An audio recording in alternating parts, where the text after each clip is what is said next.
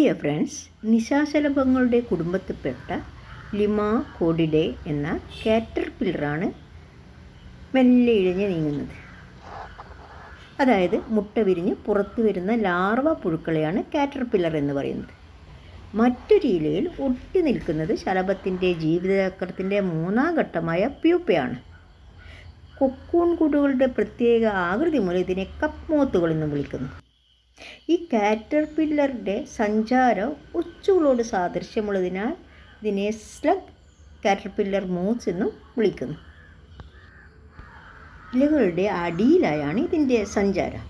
ഇലകളോ ഇളന്തണ്ടുകളോ പ്രാണികളെയോ തിന്നാണ് ഇത് വളരുന്നത്.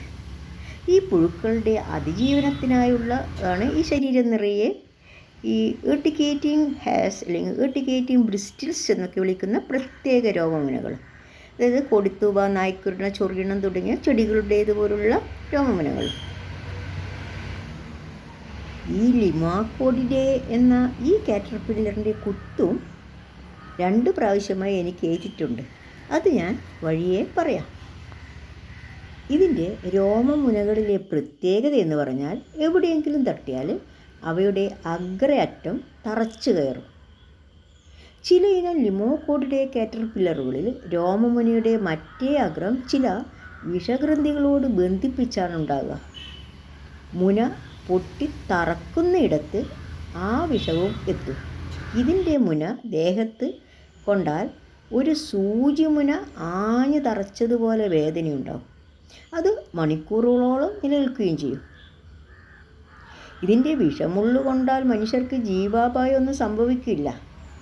എങ്കിലും കുത്തേറ്റാൽ ഒരു ദിവസം ആ വേദന നീണ്ടു നിൽക്കും. ഈ അടുത്ത ദിവസം ഉണ്ടായ എൻ്റെ ഒരു അനുഭവം പറയാം.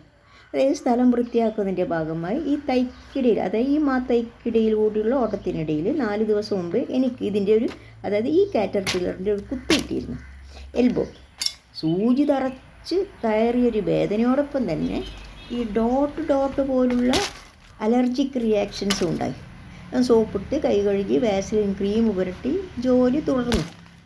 സൂക്ഷ്മ നിരീക്ഷണം നടത്തിയിട്ട് കുത്തിയവനെ കിട്ടിയില്ല. ഞാൻ എൻ്റെ പണി തുടർന്നു പോന്നു.